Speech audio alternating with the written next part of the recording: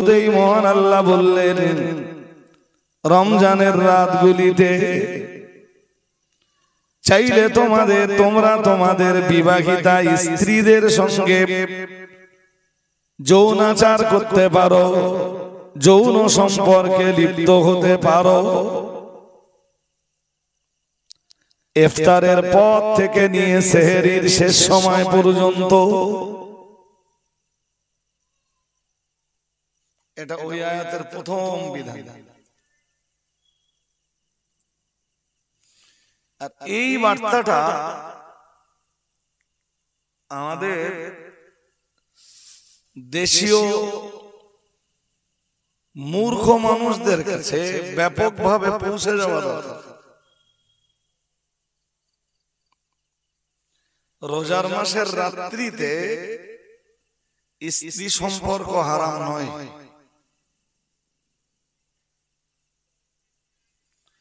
তবে কাজ হলো সেহরির টাইম শেষ হওয়ার আগে গোসল করে পূর্ণ পবিত্রতা অর্জন করা। পূর্ণ পবিত্রতা অর্জন করে সেহরি খেয়ে রোজার নিয়ত করে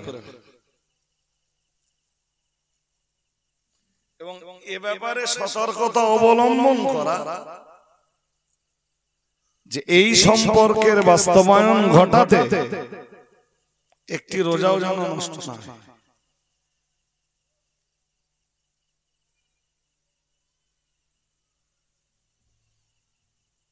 আল্লাহ আয়াত নাযিল করে দিলেন উহিল্লা লাকুম লাইলাতাস সিয়ামি আর-রাফাসু ইলা নিসাইকুম। মহান আল্লাহ বললেন রমজানের রাতগুলিতে তোমাদের জন্য স্ত্রী সম্পর্ক হালাল করে দেওয়া হয়েছে সেহরির শেষ সময় পর্যন্ত। তবে যেই না রমজান স্টার্ট হবে আর ওখান থেকে ইফতার পর্যন্ত নারী সম্পর্ক সম্পূর্ণ হারাম।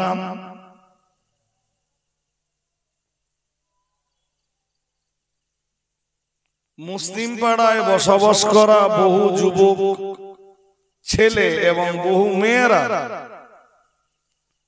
ক্লিয়ারলি এই মসলা না জানার কারণে রমজানের রোজা থেকে বিরত থাকে। আমি রোজাই থাকি, তারা মনে করে যে পুরো মাসটাতেই নারী সম্পর্ক হারাম।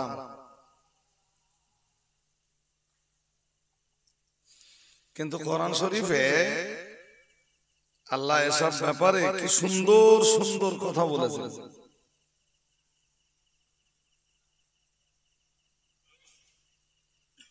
কি চ্যাম্পিয়ন চ্যাম্পিয়ন কথা কোরআন শরীফের ব্যাপারে বলেছেন। ইসলাম কোন বিষয়কে কঠোর করে দেওয়ার জন্য নাযিল হয়নি। দেখেন ইউরিদুল্লাহু বিকুমুল ইসরা ওয়ালা ইউরিদু বিকুমুল উসরা ওয়ালিতুকমিলুল ইদ্দাতা ওয়ালিতুকাব্বিরুল্লাহা আলা মা হাদাকুম ওয়ালাআল্লাকুম তাশকুরুন।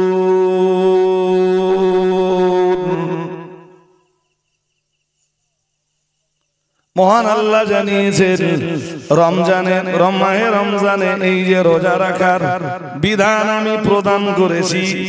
ইউরিদুল্লাহু বিকুমুল ইসরা ওয়ালা ইউরিদু বিকুমুল উসরা।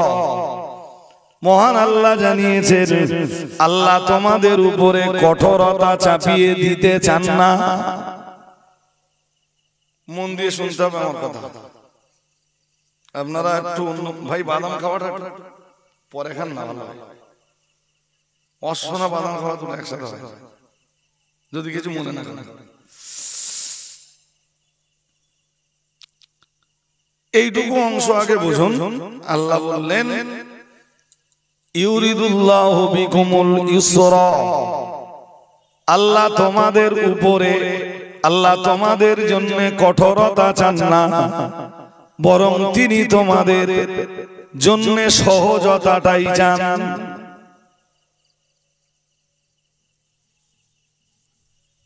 শরীয়তের কোন বিধান চাপিয়ে দিয়ে আল্লাহ কোন বিষয় বান্দার জন্য কঠিন করে দিতে চান না। সুবহানাল্লাহ। ইসলামের যত বিধিবিধান আছে কোন বিধিবিধান কঠোর নয়।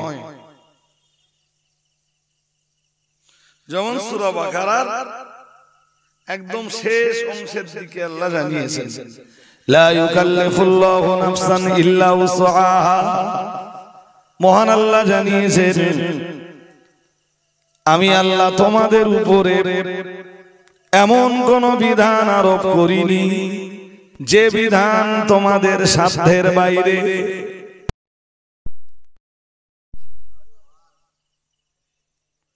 তোমরা পালন করতে সমর্থ নও, তোমরা পালন করার উপযুক্ত নও, এমন কোন বিধান আমি আল্লাহ তোমাদের উপরে চাপিয়ে দেয়নি।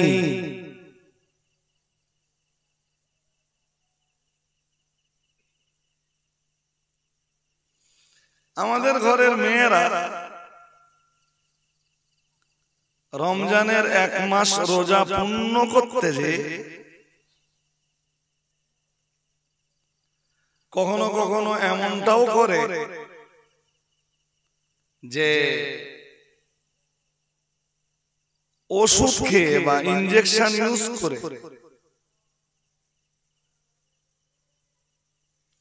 প্রতি মাসের স্বাভাবিক যে পিরিয়ড তাদের, এই পিরিয়ডটাকে বন্ধ করে দেয়।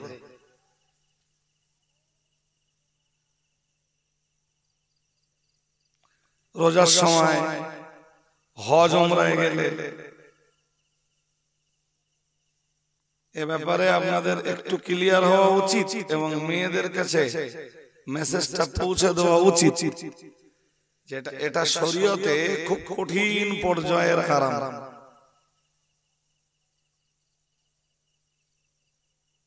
বুখারী শরীফের হাদিসে কি এসেছে জানেন? মেয়েদের এই পিরিয়ডের বিষয়ে বুখারী শরীফের একটা হাদিসে এসেছে। ইমাম বুখারী রাহমাতুল্লাহ আলাইহি লিখেছেন, হাদা খালকুল্লাহ। ইমাম বুখারী লিখেছেন এটা হলো আল্লাহর সৃষ্টি। অথবা সহিহ বুখারীতে এসেছে, কাতাবাল্লাহু আলা কুল্লি বানাতিন। মহান আল্লাহ এটা দুনিয়ার প্রত্যেকটি মেয়ের জন্য নির্ধারণ করে দিয়েছেন। সুতরাং যেটা আল্লাহর সৃষ্টি এবং যেটা নারী জাতির জন্য আল্লাহ পাকের কলমে নির্ধারিত, সেটাকে কেউ যদি ওষুধ খেয়ে কিংবা ইনজেকশন দিয়ে বন্ধ করে দেয়, সে আল্লাহর সৃষ্টিকে রুখে দেওয়ার চেষ্টা করলো।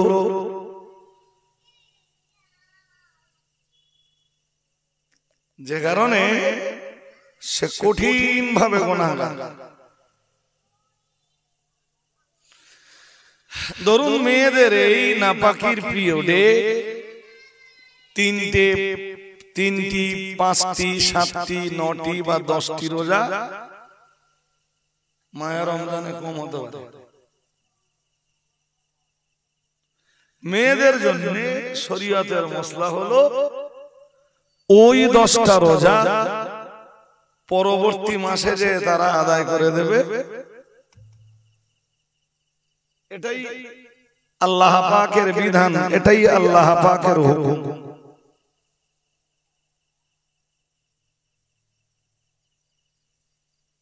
আমার কথা শুনছেন নাকি? হ্যাঁ। এবং তখনও ওটা ওদের জন্য রমজান মাস। ওরা যেন এইটা না ভাবে যে রোজা আমরা শাওয়াল মাসে রাখছি।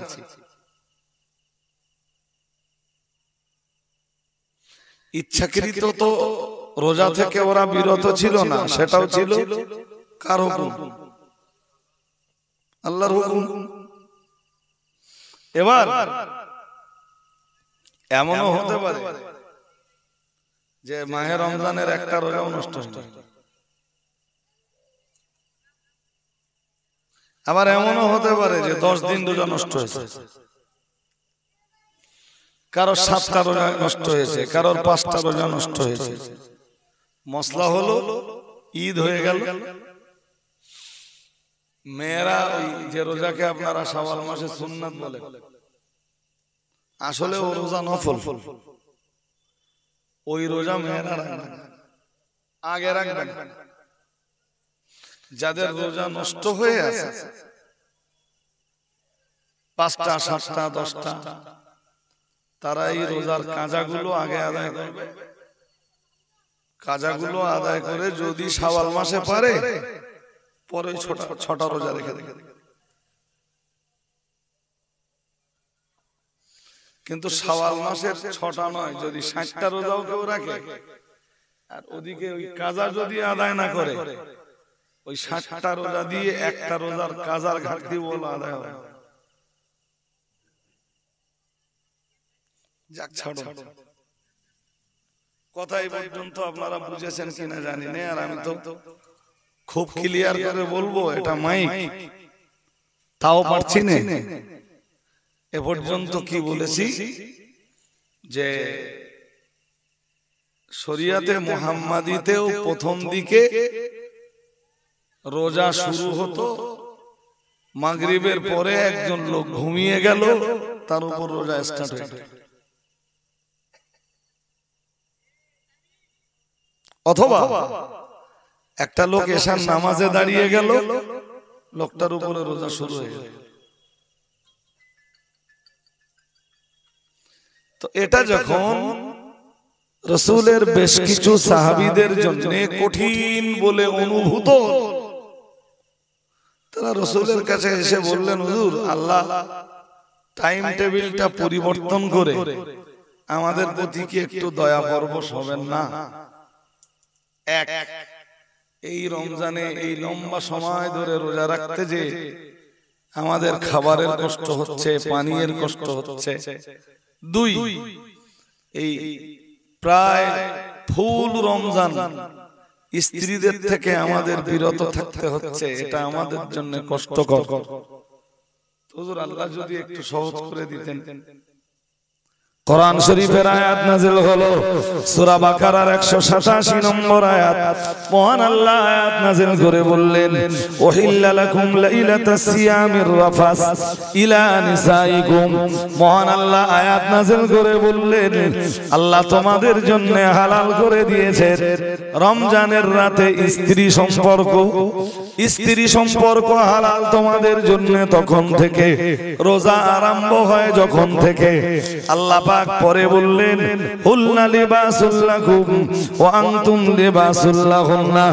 তোমরা তোমাদের স্ত্রীদের জন্য পোশাক, তোমাদের স্ত্রীরাও তোমাদের জন্য পোশাক।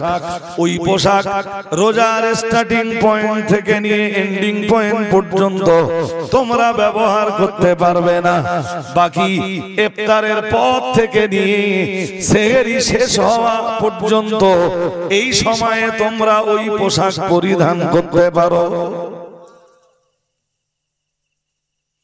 এটা সূরা বাকারার 187 নম্বর আয়াতের প্রথম বিধান। বাকি থাকলো বেশ কিছু সাহাবী এই ব্যাপারটা একটু খেয়ানত করে ফেলেছিল।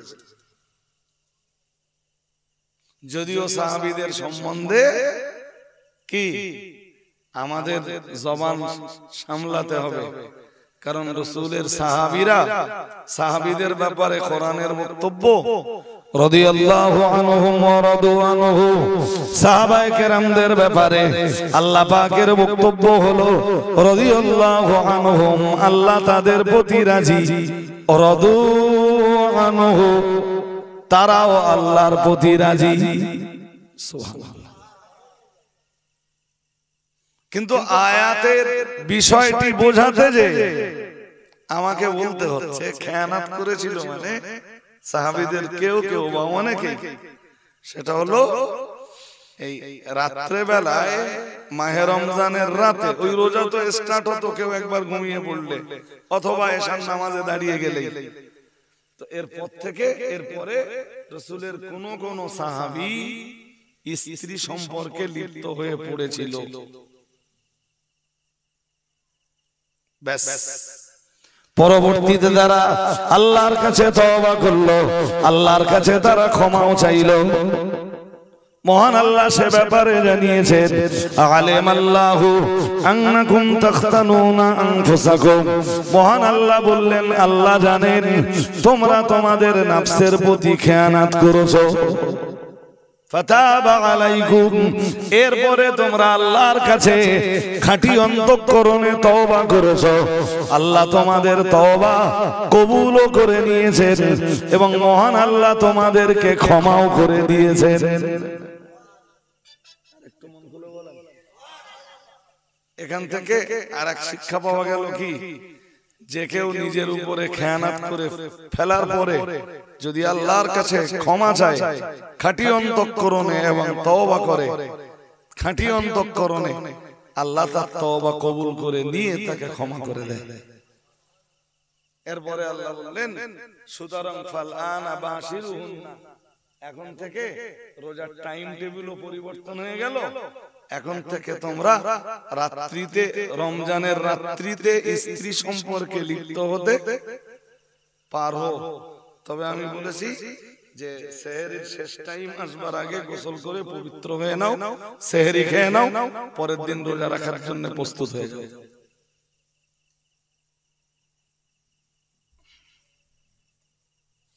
এবার বাকি থাকলো রোজার টাইম টেবিল পরিবর্তন হয়ে কি হলো, এই এখন যে সিস্টেম আমরা রোজা রাখি, আল্লাহ পাক ওই আয়াতেই বললেন, 187 নম্বর আয়াতের নিচের দিকে এসে আল্লাহ বললেন, আল্লাহ পাক ঘোষণা দিলেন, শোনো বান্দা, আমি আল্লাহ তোমাদেরকে ঘোষণা দিচ্ছি। আল্লাহ পাক রব্বুল আলামিন বললেন, কুলু ওয়াশরাবু হাত্তা ইয়াতাবায়ানা লাকুমুল খায়তুল আবিয়াদু মিনাল খায়তিল আসওয়াদি। আল্লাহ পাক রব্বুল আলামিন বললেন, তোমরা পানাহার করো, তোমরা খেতে পারো, পান করতে পারো।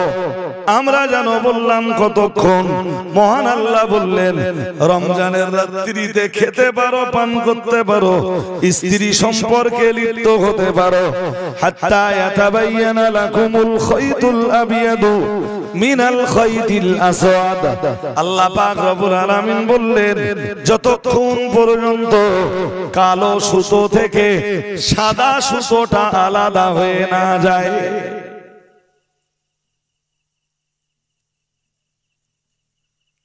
আল্লাহ বললেন, যতক্ষণ পর্যন্ত কালো সুতো থেকে সাদা সুতোটা আলাদা হয়ে না যায়। আরে ভাই, এসব আয়াত যখন নাযিল হচ্ছে, এসব আয়াত যখন নাযিল হচ্ছে তখন তো ঘড়ি ছিল না। পরবর্তীতে এই সময়, এই ইফতার সেহরির টাইমটা ঘড়ির সাথে সেটআপ করে নিয়েছি আমরা আমাদের সুবিধার্থে। কিন্তু ওই যে আল্লাহ বললেন তোমরা রমজানের রাত্রে খেতে পারো, পান করতে পারো, ততক্ষণ যতক্ষণ কালো সুতো থেকে সাদাটা আলাদা হয়ে না যায়। এইটুকুই তো সাহাবীদের ভিতরের কারো কারো ব্রেনে ঢুকলো না।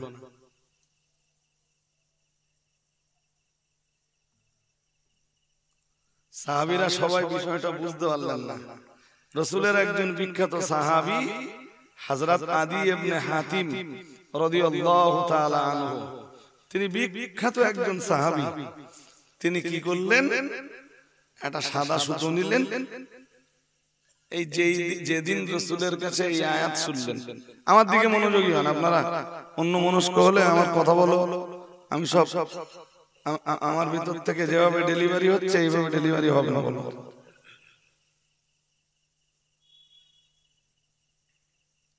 যেদিন হযরত আদি ইবনে হাতিম এই আয়াতটা শুনলেন, ঠিক সেই দিন হযরত আদি ইবনে হাতিম রাত্রেবেলা, উনি একজন বিখ্যাত সাহাবী, উনি দুটো সুতো নিলেন, একটা কালো আর একটা সাদা, নিয়ে বালিশের তলায় রেখে দিলেন। কারণ আল্লাহ বলেছেন রমজানের রাতে খাওয়া যাবে, পান করা যাবে ততক্ষণ কালো সুতো থেকে যতক্ষণ সাদা সুতোটা আলাদা হয়ে না যায়। সুতরাং রাত্রেবেলা বালিশের তলায় দুটো সুতো রেখে দিয়েছে, আর ওই কিছুক্ষণ করে কেটে যায়, আর বালিশ ওজো করে দেখে যে কালো সুতো থেকে সাদা সুতোটা আলাদা করা হচ্ছে কিনা।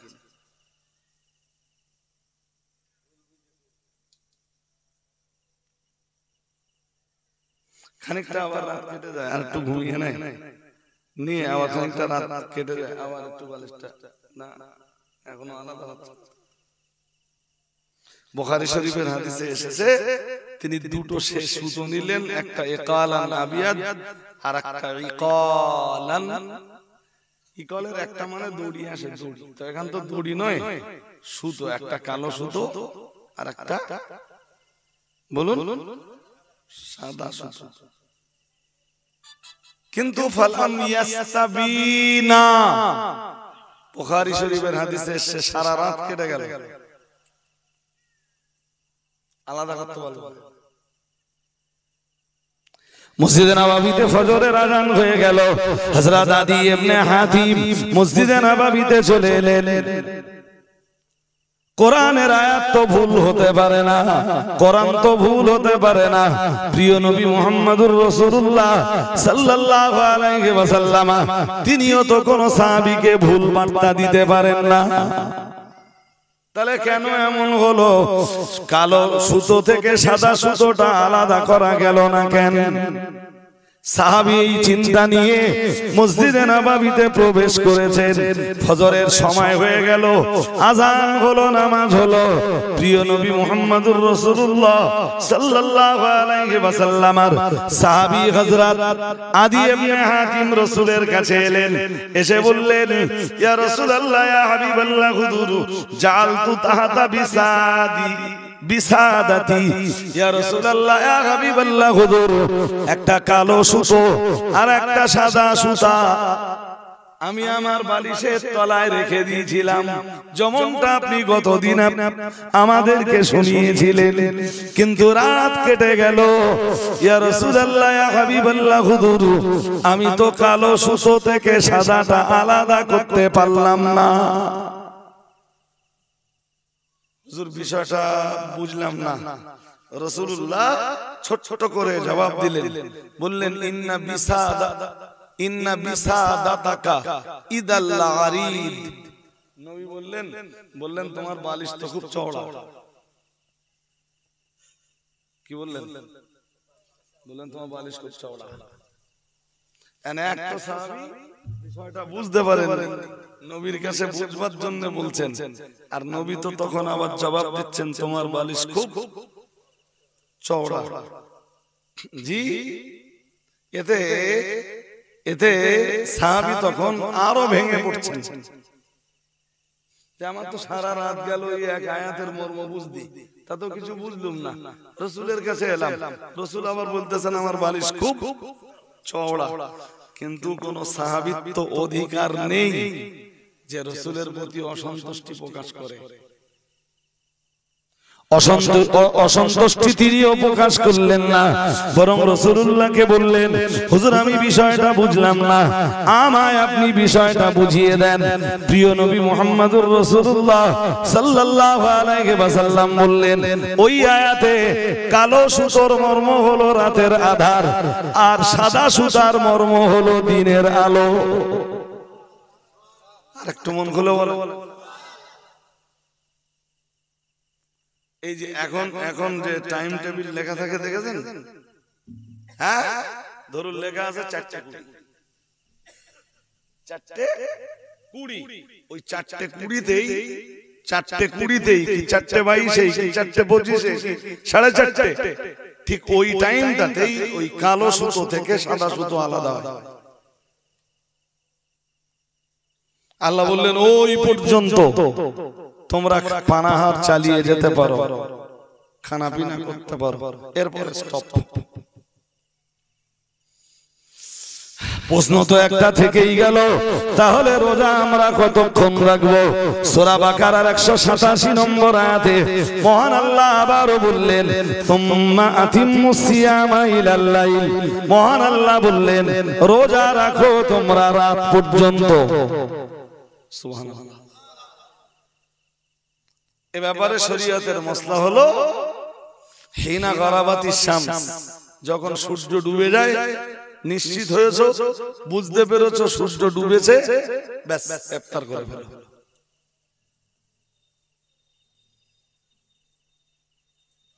তাহলে রোজার টাইম টেবিল ইসলামের প্রথম পর্যায়ে ছিল এক, পরবর্তীতে হলো, আসলে বিষয়টা কি জানেন, রোজা তো উম্মতে মুহাম্মাদির উপরে প্রথমবার না, রোজা উম্মতে মুহাম্মাদির উপরে তো প্রথমবার নয়। সূরা বাকারার 183 নম্বর আয়াতে মহান আল্লাহ জানিয়েছে, ইয়া আইয়ুহাল্লাযীনা আমানু, হে দুনিয়ার ঈমানওয়ালা মানুষের দল, কুতিবা আলাইকুমুস সিয়ামু, তোমাদের উপরে রোজা ফরজ করে দেওয়া হয়েছে, কামা কুতিবা আলাল্লাযীনা মিন ক্বাবলিকুম, যেভাবে তোমাদের পূর্ববর্তীদের উপরে রোজা ফরজ করে দেওয়া হয়েছিল। তাফসীর কারকরা ওই আয়াতের ব্যাখ্যায় লিখেছেন, হযরত নবী আদম আলাইহিস সালাম থেকে নিয়ে নবী ঈসা আলাইহিস সালাম পর্যন্ত যত নবী রাসূলরা এসেছেন, সকলের উপরে যেমন রোজা ফরজ ছিল, ঠিক ততই বছর সব নবীর উম্মতের উপরেও রোজা ফরজ ছিল, একদম আদম থেকে নিয়ে ঈসা। হ্যাঁ, রোজার ধরনের কিছু পরিবর্তন হয়েছে, যেমন এই এতক্ষণ ধরে যে কথাটা শোনাচ্ছিলাম, ভাই বললে অনেক কথাই বলতে হবে, সব কথা এই মজলিসে আপনাদেরকে আমি বলে বোঝাতে পারবো না। একটা মজলিসে সবাই যদি শিক্ষিত মানুষ বসে, তখন তাদের জন্য আলোচনা একরকম, আর সবাই যদি লেখাপড়া জানা মানুষ বসে, না জানা মানুষ বসে, তখন তাদের জন্য আলোচনা আর এক রকম। আর কোন মজলিসে যদি শিক্ষিত, অশিক্ষিত বা মানে মধ্যম ধরনের শিক্ষিত, এই ভিন্ন ভিন্ন শ্রেণীর মানুষ যদি কোনো মজলিসে বসে, সেই মজলিসে সর্বস্তরের মানুষকে সব কথা বলে বোঝানো খুব কঠিন ব্যাপার। তবু আমি বলছি, ওই আগে যেমনটা শুনছিলেন যে ইসলামের প্রথম দিকে রোজা ছিল, কেউ একবার ঘুমিয়ে পড়লে তার উপর রোজা স্টার্ট হয়ে যাবে, ওটা এসছে মানে নাসারাদের থেকে, খ্রিস্টানদের থেকে।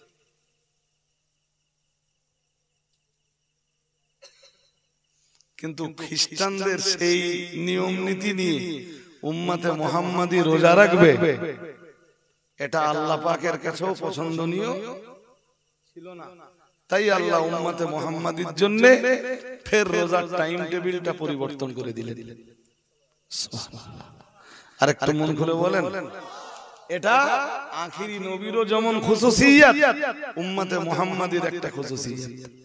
হাদিসে এসেছে ভাই, নবীজি বলেন যে, এক হাদিসে এসেছে, মা বাইনা সিয়ামিনা ওয়া সিয়ামি আহলিল কিতাবি উকলাতুস সাহার আও কামা ক্বালা আলাইহিস সালাম। এই হাদিসটা শুনলে আরেকটু ক্লিয়ার হয়ে যাবে।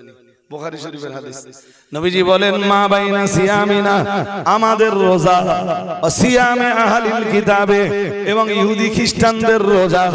রাসূলুল্লাহ বললেন, উভয়ের রোজার ভিতরে পার্থক্য হলো উকলাতুস সাহার।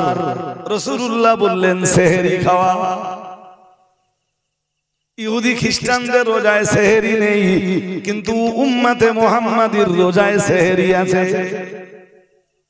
সুবহানাল্লাহ বলেন, আরেকটু মন খুলে বলেন।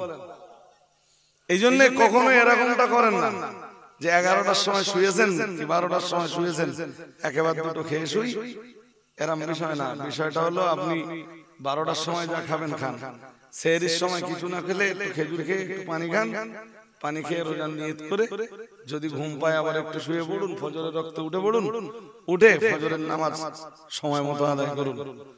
জি, নইলে ইহুদি খ্রিস্টানদের রোজার সাথে উম্মতে মুহাম্মাদির রোজার আর কোনো পার্থক্য ওইটাই বলছিলাম। ওই সূরা বাকারার 183 নম্বর আয়াতে আল্লাহ বলেন, ইয়া আইয়ুহাল্লাযীনা আমানু, হে ঈমানওয়ালা মানুষের দল, কুতিবা আলাইকুমুস সিয়াম, রোজা তোমাদের উপরে ফরজ করে দেওয়া হয়েছে। কামা কুতিবা আলাল্লাযীনা মিন ক্বাবলিকুম, যেভাবে তোমাদের পূর্ববর্তীদের উপরে রোজা ফরজ করা হয়েছিল, একই কায়দায় তোমাদের উপরেও রোজা ফরজ করা হয়েছে। তাহলে রোজার বিধান উম্মতে মুহাম্মাদির উপরে প্রথমবার নয়। হতে পারে রোজার ধরনের পার্থক্য ছিল, হতে পারে রোজার যে কাইফিয়াত, রোজার একবার যে পদ্ধতিগত পার্থক্য ছিল, হতে পারে রোজার টাইম টেবিলের পার্থক্য ছিল, কিন্তু রোজা মহান আল্লাহ সব নবীর উম্মতদেরকে দিয়েছিলেন। যেমন সব নবীর উম্মতের উপরে নামাজ ছিল, তেমন সব নবীর উম্মতের উপরে রোজার বিধান ছিল। আমি ছোট্ট একটা কনসেপশন আপনাদের দেই ভাই। জানেন যে রোজার এমনও ধরন ছিল যে রোজায় কথা বলা যাবে না। কি বলা যাবে না? না, সারাদিনে কেউ যদি একটা কথা বলে রোজা নষ্ট হয়ে যায়। সে গাইল্লা, খারাপ কথা না, মন্দ কথা না, সারাদিনে কোনো কথা বলা। আরে বাবা, যদি বলেন যে আপনি এসব কথা কোথায় পেয়েছেন, এসব কথা কোরআন শরীফে বিদ্যমান। সূরা মারিয়াম পড়ে দেখবেন, সূরা মারিয়ামে আছে। এবার যদি আমি ওই বিষয়টা, সূরা মারিয়ামের ওই বিষয়টা আপনাদের কাছে আরেকটু পরিষ্কার করতে যাই, বিষয়টা আমার জন্যও বেশ খানিকটা সময় সাপেক্ষ। এরপরেও আপনাদেরকে শুধু কনসেপশনটা দিচ্ছি, ধারণাটা দিচ্ছি। সূরা মারিয়াম মানে বুঝতেই পারতেছেন 16 পারা। আল্লাহ পাকের কোরআন জানিয়েছে, মহান আল্লাহ জানিয়েছেন, ফাকুলি ওয়াশরাবি ওয়া কররি আইনান ফাইম্মা তারাইন্না মিনাল বাশারি আহাদান ফাকুলি ইন্নী নাযারতু লিররহমানি সাওমান ফালানুকাল্লিমাল ইয়াওমা ইনসিয়া। এটা 16 পারা সূরা মারিয়ামের 26 নম্বর আয়াত।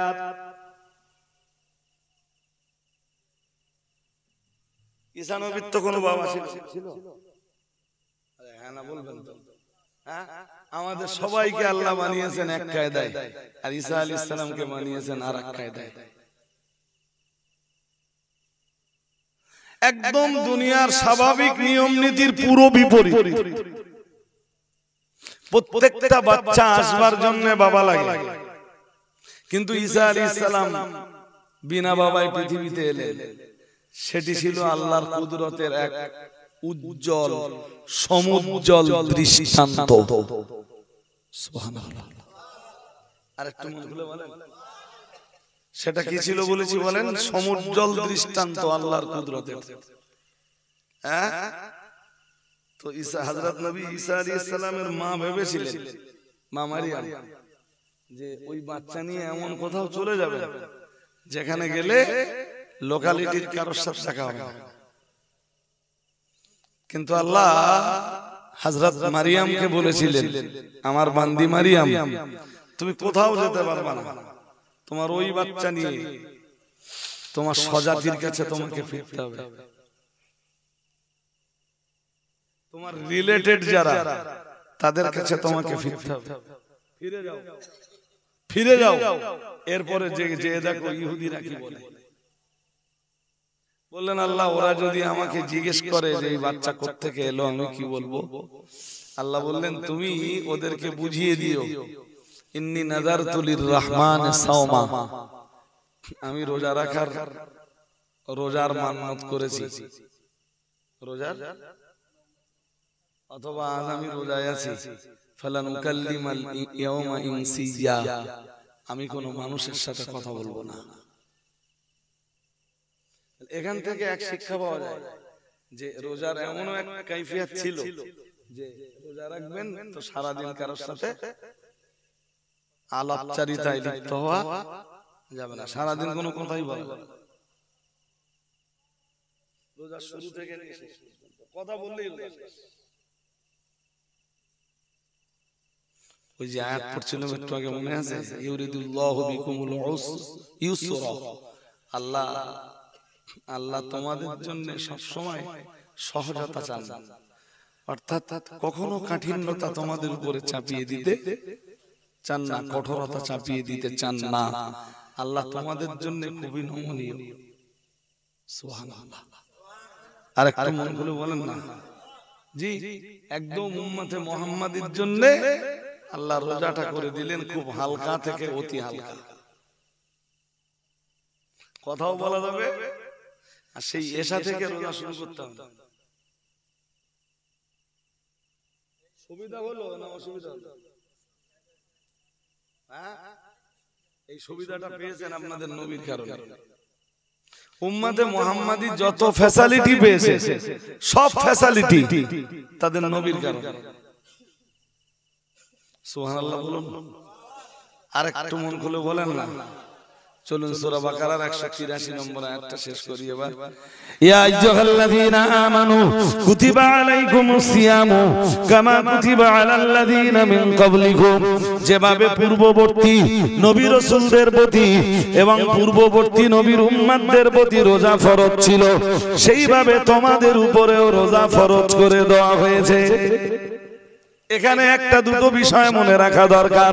প্রথম একটা বিষয় সবাইকে মনে রাখতে হবে, ইহুদিদের উপরেও রমজানের রোজা ফরজ ছিল, কিন্তু ইহুদিরা টোটাল রমজানে কোনো রোজা না করে শুধু আশুরার দিনে একটা রোজা রাখতো,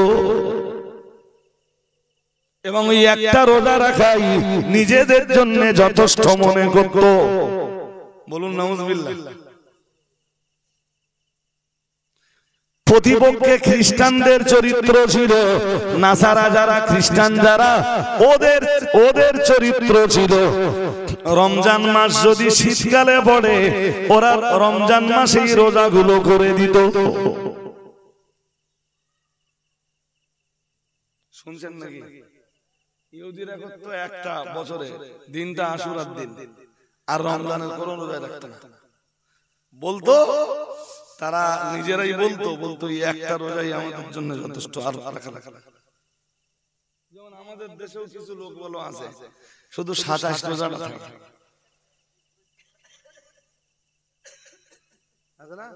এবং ওই এক রোজাই যথেষ্ট মনে করে, ওটা ইহুদিদের চরিত্র। আর খ্রিস্টানরা কি করতো? রোজা শীতকালে পড়লে পুরো রোজাটা রাখতো, আর যদি গরমকালে রোজা আসতো মানে রমজান মাস পড়তো, তো তখন মাস পাল্টে ওরা নিজেরা শীতকালে রোজা দিত। বুঝতে পারেন? মাস নিজেরা কি করতো? পাল্টে নিত, নে সেই রোজা রাখবে শীতকালে। আর সে রোজা 29 বা 30 না, খ্রিস্টানরা আবার রোজা আল্লাহ যা বিধান দিলেন ওর উপরে বেড়ে নেবেন, বাড়াতে বাড়াতে বাড়াতে বাড়াতে ওই রোজা 50টাই থেকে যাবে।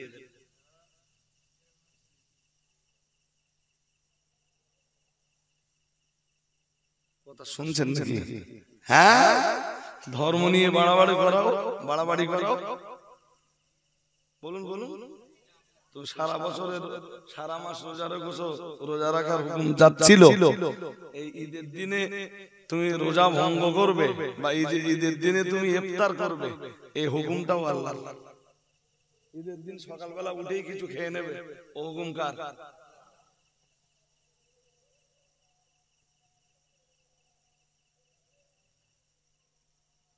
আমার কথা বুঝতেছেন নাকি? হ্যাঁ, ওরা 50 পর্যন্ত রোজা রাখবে, এবং বাকি রোজাগুলো এই 30 বা 29-এর পর থেকে 50 পর্যন্ত বাকি রোজাগুলো সব ওরা বাড়িয়ে নিলে ওদের বিভিন্ন রাজা বাদশাদের জন্য বিভিন্ন বিভিন্ন রাজা বাদশার জন্য ওরা রোজা বাড়িয়ে নেয়। অমুক বাদশার জন্য এই কটা, অমুক রাজার জন্য এই কটা, অমুক রাজার জন্য এই কটা। কিন্তু রোজা রাখা হয় কার জন্য বলেন? বলেন ইন্না সালাতি ওয়া নুসুকি ওয়া মাহইয়ায়া ওয়া মামাতি লিল্লাহি রাব্বিল আলামিন। মহান আল্লাহ জানিয়েছেন ইন্না সালাতি, নিশ্চয়ই আমার নামাজ, ওয়া নুসুকি আমার কুরবানি, ইন্না সালাতি ওয়া নুসুকি ওয়া মাহইয়ায়া ওয়া মামাতি লিল্লাহি রাব্বিল আলামিন।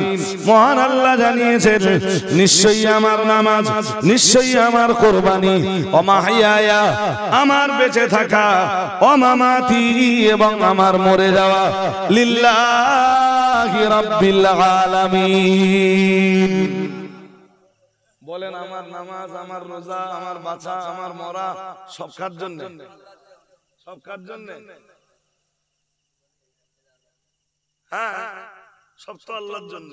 বাট ওরা কিছু রোজা রাখতো আল্লাহর জন্য, আর কিছু রোজা রাখতো ওদের রাজা বাদশাদের জন্য, যেটা যেটা ছিল প্রকৃতপক্ষে শেষ। আরে ভাই, ইবাদত যদি আল্লাহকে ছেড়ে অন্য কারোর জন্য করা হয় তো তার নাম কি? ওয়াকাদা রাব্বুকা আল্লা তা'বুদু ইল্লা ইয়াহু ওয়া বিল ওয়ালিদাইনি ইহসানা। মহান আল্লাহ জানিয়েছেন সূরা বনি ইসরাঈলের 23 নম্বর আয়াতে আল্লাহ ঘোষণা দিয়েছেন ওয়াকাদা রাব্বুকা, এটা তোমার রবের চূড়ান্ত সিদ্ধান্ত। আমরা বললাম সিদ্ধান্তটা কি? মহান আল্লাহ বললেন আল্লাহ তা'বুদু ইল্লা ইয়াহু, আল্লাহ ব্যতীত অন্য কারোর জন্য তোমরা ইবাদত করতে পারবে না। সেটা নামাজ হতে পারে, সেটা রোজা হতে পারে, সেটা অন্য কোনো ইবাদত হতে পারে। কোন ইবাদতই আল্লাহ ছাড়া তোমরা অন্যের জন্য করতে পারবে না।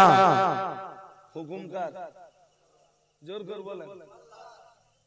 আর সূরা জুমারের 65 নম্বর আয়াতে আল্লাহ আরো ক্লিয়ার বলে দিয়েছেন, খোদ নবীকেই আল্লাহ বলছেন ও নবী, লাইনাস আল্লাহ সূরা জুমারের 65 নম্বর আয়াতে বলছেন ওয়ালাকাদ উহিয়া ইলাইকা ওয়া ইলাল্লাযীনা মিন ক্বাবলিকা লাইন আশরাকতা লা ইয়াহবাতান্না আমালুকা ওয়া লা তাকুনান্না মিনাল খাসিরিন। মহান আল্লাহ আয়াত নাযিল করে দিলেন সূরা জুমারের 65 নম্বর আয়াতে বললেন, ও আমার নবী, আল্লাহ নবীকে ডাক দিয়ে বললেন ওয়ালাকাদ উহিয়া ইলাইকা, আর আপনার কাছে মেসেজ পাঠানো হয়েছে ওয়া ইলাল্লাযীনা মিন ক্বাবলিকা, ওই একই মেসেজ পাঠানো হয়েছিল আপনার পূর্ববর্তী নবীদের উপরে। নবী জানো বললেন আল্লাহ বিগত নবীদের জন্য কি মেসেজ পাঠানো হয়েছিল? মহান আল্লাহ বললেন ইন আশরাকতা লা ইয়াহবাতান্না আমালুকা, লা ইয়াহবাতান্না আমালুকা, ও নবী যদি আপনিও কখনো শিরক করেন, লা ইয়াহবাতান্না আমালুকা, আপনার तमाम জিন্দেগীর আমাল সব বরবাদ হয়ে যাবে। নাউজুবিল্লাহ। নবী আপনি যদি কখনো শিরক করেন, আপনার সারা জীবনের যা আমল আছে সব শেষ হয়ে যাবে। তো নবীকে বলা মানে উম্মতকে বলা নয়, আসলে উম্মতকে শেখাচ্ছেন আল্লাহ। নবী কখনো শিরক করতে পারেন না, শিরকের আশ্রয় নবী কখনো নিতে পারেন না। তাহলে কাকে বলছেন আল্লাহ? এটা উম্মতকে, যে তোমরা যদি কখনো শিরক করো, জেনে রাখো তোমাদের জিন্দেগীর সব আমল সেদিন। একটা লোক 40 বছরে রোজা নষ্ট করিনি, 40 বছরে নামাজ নষ্ট করিনি, জীবনের এই 40 বছর ইবাদতের পরে এবারে যদি একদিন শিরক করে ফেলে, এই পিছনে 40 বছরের ইবাদত সব শেষ, কিচ্ছু থাকে না। আমার কথা বুঝতেছেন নাকি? এইজন্য আমরা রোজা রাখবো কার জন্য? বলুন বলুন। ইয়া আইয়ুহাল্লাযীনা আমানু, হে দুনিয়ার ঈমানওয়ালা মানুষের দল, কুতিবা আলাইকুমুস সিয়ামু, রোজা তোমাদের জন্য ফরজ করে দেওয়া হয়েছে, কামা কুতিবা আলাল্লাযীনা মিন ক্বাবলিকুম, যেমন তোমাদের পূর্ববর্তীদের উপরে ফরজ করে দেওয়া হয়েছিল। আমরা বললাম আল্লাহ রোজা আপনি ফরজ করে দিয়েছেন কেন? মহান আল্লাহ বললেন লাআল্লাকুম তাত্তাকুন, যাতে তোমরা মুত্তাকি বান্দা বান্দিতে পরিণত হতে পারো, যাতে তোমরা তাকওয়া অবলম্বনকারী বান্দা বান্দিতে পরিণত হতে পারো। আরেকটু মন খুলে বলেন, যাতে তোমরা তাকওয়া করতে পারো। প্রশ্ন এই জায়গাটায় যে তাকওয়ার সাথে রোজার সম্পর্ক কি? ওইটাই রোজার হিকমত।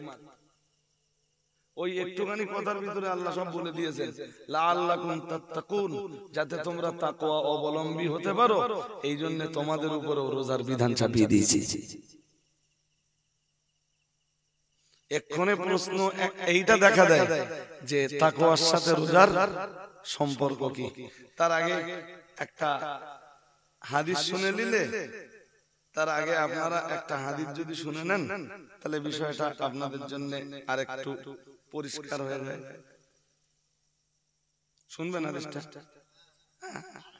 তা অ্যাকচুয়াল একটা হাদিস বলার জন্য না সময় দরকার বেশ অনেকটা, মানে যদি বুঝে বুঝে মানে গুছিয়ে গুছিয়ে আপনাদের শুনতে হয় তা সময় লাগবে। হাদিসটা বর্ণনা করেছেন আবু হুরায়রা। عن أبي هريرة رضي الله تعالى عنه قال قال رسول الله صلى الله عليه وسلم, এই হাদিস বর্ণনা করেছেন রাবি সম্রাট হযরত আবু হুরায়রা রাদিয়াল্লাহু তাআলা আনহু। তিনি বলেন, রাসূলুল্লাহ বলেছেন, কুল্লু আমালি ইবনি আদম ইউদাআফুল হাসানাতু বিআশরি আমসালিহা ইলা 700 দিফিন আও কামা ক্বালা আলাইহিস সালাম। রাসূলুল্লাহ জানিয়েছেন, আদম সন্তানের প্রত্যেকটা আমলের সওয়াব, মন দিয়ে শুনুন, আদম সন্তানের প্রত্যেকটা আমলের সওয়াব আল্লাহ 10 গুণ পর্যন্ত দিয়ে থাকেন। সুবহানাল্লাহ। কয় গুণ? একটা রোজা রাখলে 10টা রোজা রাখার সওয়াব পাবেন। এক ওয়াক্ত নামাজ ঠিকঠাক আদায় করলে 10 ওয়াক্ত নামাজের সওয়াব পাবেন। একবার সুবহানাল্লাহ বললে 10 বার সুবহানাল্লাহ বলা, এটা নবী বলতেছেন যে বনি আদমের আমলের সওয়াব দেয়। আসলে মুহাম্মদ সাল্লাল্লাহু আলাইহি ওয়াসাল্লাম পৃথিবীতে যখন আসতেছেন তখন তো অন্য কোন নবীর উম্মত আর থাকাটা বাঞ্ছনীয় না।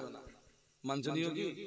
তাহলে এই অফার শুধু উম্মতে মুহাম্মাদের জন্য, কিন্তু উম্মতে মুহাম্মাদিও আদমের সন্তান, তাই নবী কথাটা ওইদিকে নিসবত করে বললেন কুল্লু আমালি ইবনি আদম, প্রত্যেক আদম সন্তানের নেকির কাজের সওয়াব আল্লাহ দান করেন।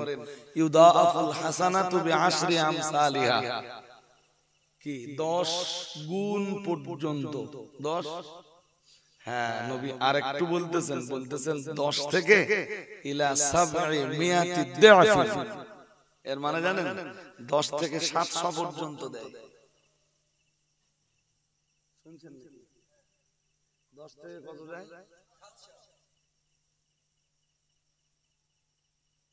এই ধরুন সামনের রমজান মাস আসতেছে, তো একটা সহজ কথা বুঝে নেন। ধরুন এই লোক সারাদিন রোজা রাখলো, কারণ নামে রোজা অবস্থায় গীবত করিনি, কারণ নামে তহমত চাপিয়ে দেয়নি, অপবাদ দেয়নি, হ্যাঁ, নামিমাতের গোনা করিনি, গীবতের গোনা করিনি, কাউকে গালিগালাজ করিনি, কাউকে অশ্লীল ভাষা দেয়নি, সমানে সারাদিন কোনো মিথ্যা কথা বলে।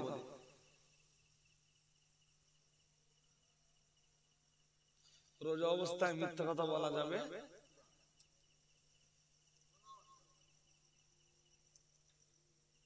কেন যাবে না? বুখারী শরীফের একটা হাদিস আছে, চূড়ান্ত হাদিস। আল্লাহ পাকের নবী জানিয়েছেন, মাল্লাম ইয়াদা কাওলা যুরি ওয়াল আমালা বিহি।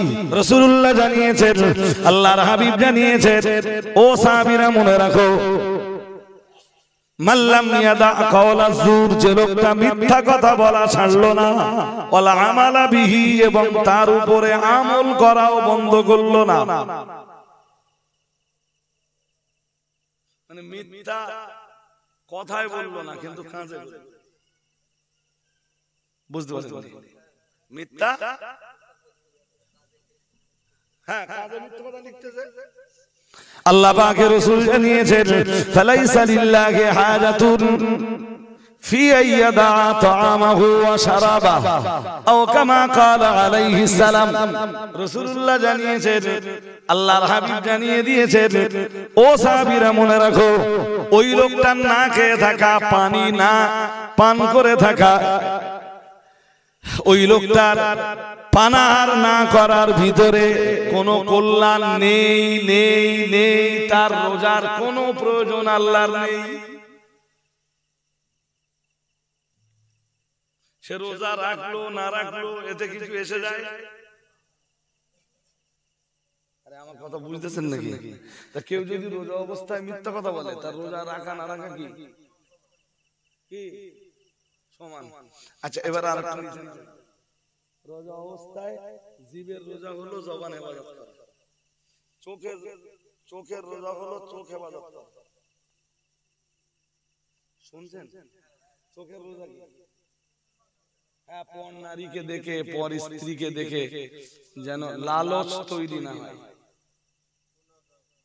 এবং কুনজর থেকে বিরত থাকাটা এটা চোখের রোজা ধরুন রাস্তা দিয়ে একটা মেয়ে যাচ্ছে ওর রোজা অবস্থা একটু ভালো করে তাকিয়ে নিলে আল্লাহ ওর কিছু পয়েন্ট কেটে নেবে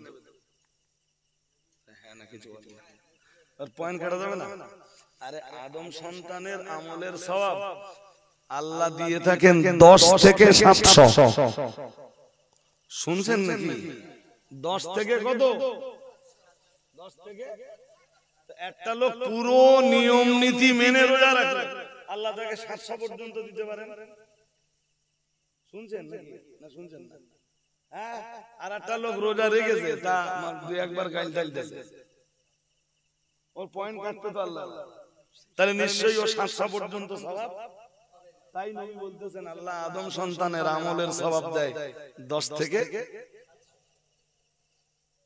এইজন্য রোজার সময় চোখে ইবাদত করবেন আদিকে জিভ ইবাদত করবেন ঠোঁট ইবাদত করবেন কান ইবাদত করবেন সারা দিন পুরো কাজ কাম তো নি ঘরের ভিতরে হেডফোন গুঁজে দিয়ে মোবাইলে ওই সিনেমা টিনেমা সিরিয়াল টিলিয়ার এসব দেখতে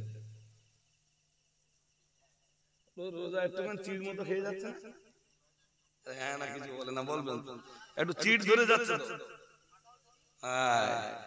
রোজায় যেন এইটা না হয় হ্যাঁ রাসূল বলেছেন তার রোজা রাখার কোনো প্রয়োজন না হাজিরিনে মজলিস কথা অনেক লম্বা এখন ওই যে হাদিসটা বলছিল যে আদম সন্তানের আমলের সওয়াব আল্লাহ দেয় দ্যাটস মিন উম্মতে মুহাম্মাদির আমলের সওয়াব আল্লাহ দেয় 10 থেকে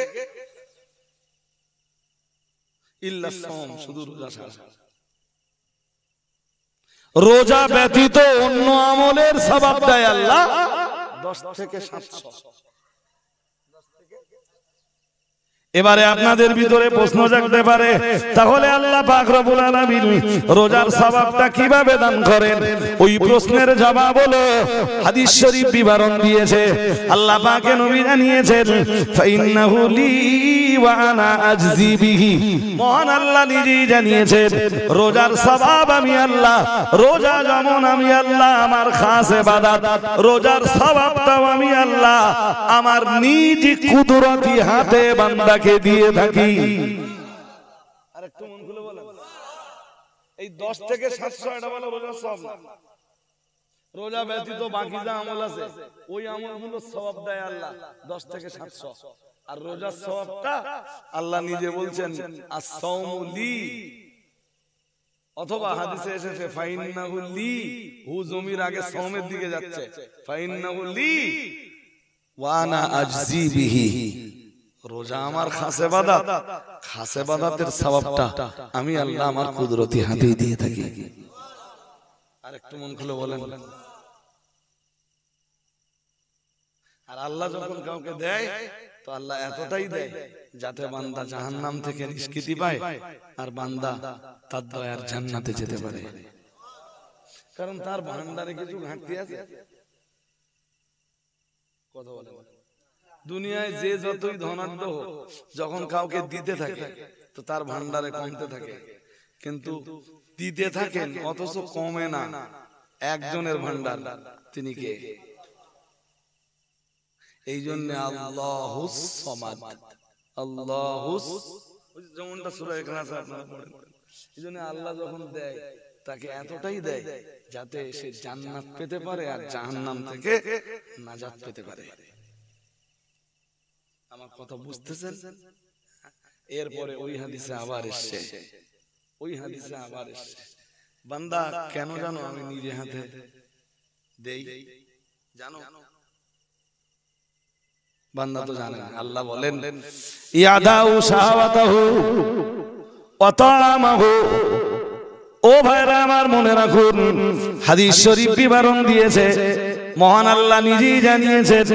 তার মানে এখান থেকে হাদিসে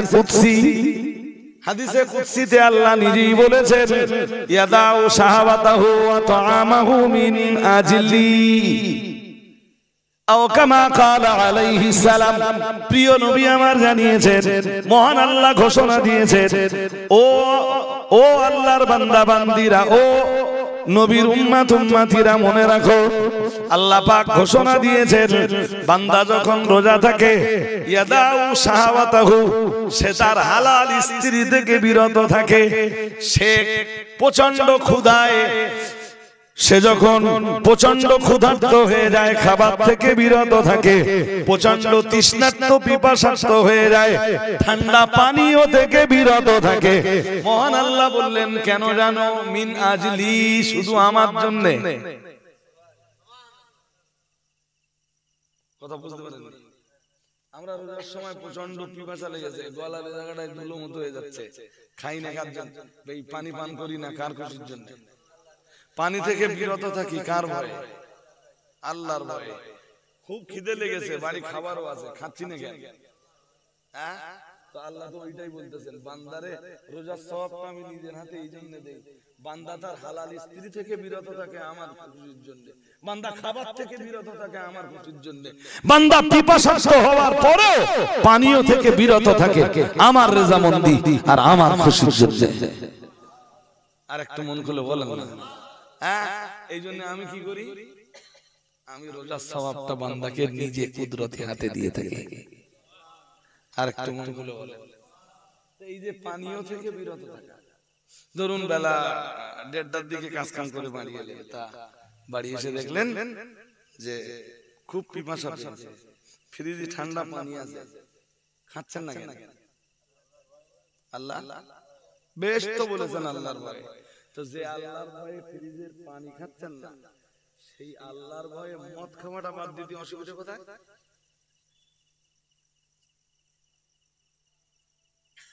আমার কথা বুঝতে পারেন? পেরেছেন সবাই? আরে বাবা আপনারা খান না, বিষয়টা মাতাল তো আছে দেশে, মাতালটা রোজাও তো রাখে, দাঁড়ান, মাতাল বউ মাতালে রোজাও তো রাখে না? যে আল্লাহর ভয়ে মাতাল ঠান্ডা পানি রোজার মাসের দিনের আলোয় বাদ দিলে আল্লাহর ভয়ে, আল্লাহর খুশির জন্য, সেই মাতাল বাকি 11 মাস সেই আল্লাহর খুশি আর আল্লাহর ভয়ের জন্য সে মদের বোতলটা কেন বাদ দিতে পারবে না? এটাই রোজার হিকমত। বান্দা তুই যদি মাহে রমজানে তোর বাড়ির হালাল খাবার দিনের আলোতে বাদ দিতে পারিস, তা তুই কেন সুদের টাকা বাদ দিতে পারবি না? তুই ঘুষের টাকা কেন বাদ দিতে পারবি না? লটারির টাকা কেন বাদ দিতে পারবি না? আর হারাম টাকা কেন তুই এইগুলো বাদ দিতে পারবি না? তো রোজা, মাহে রমজানের রোজা থেকে তুই কি শিক্ষা নিবি? তুই কিভাবে মুত্তাকি হবি? আমি তো রোজার বিধান দিয়েছি যাতে তোমরা কি হতে পারো, জোরে বলুন। হ্যাঁ, সারাদিন রোজা টোজা রেখে সন্ধ্যাবেলা গেছে মদের থেকে। আল্লাহ আমাদের বুঝবার ক্ষমতা দান করুন। দেখতে দেখতে আমি একদম শেষ পর্যায়ে চলে এসেছি। আমি আর আজকে বক্তব্যের প্রাসঙ্গিকতা বাড়াবো না। আল্লাহ আমাদের সকলকে সুমতি দান করুন, দিনের উপরে ইস্তেকামাত দান করুন, প্রতিষ্ঠা দান করুন। বলুন আমিন, বলুন না আমিন। মাহে রমজানে আল্লাহ আমাদের সবাইকে পৌঁছে দিন, 1 মাস পূর্ণাঙ্গ 1 মাস রোজা রাখার ক্ষমতা দান করুন। বলুন আমিন। আরে বলুন না আমিন। হ্যাঁ, মাহে রমজান ভাই খুব গুরুত্বপূর্ণ, খুব খুব। আমি রমজান নিয়ে যেটুকু পড়াশোনা করেছি হয়তো আপনারা ওইটুকু করেন। মাহে রমজান নিয়ে সামান্য কিছু তো আলোচনা করব। হ্যাঁ, তা আজকে এই পর্যন্ত থাকবে। এরপরে আমার ফের দাওয়াত রয়েছে, আবার আপনাদের কাছে সময় সুযোগ পজিশন কন্ডিশন পেলে আবার অন্য কিছু বলবো ইনশাআল্লাহ। ত্রুটি বিচ্যুতি বেয়াদবি মাফ করুন।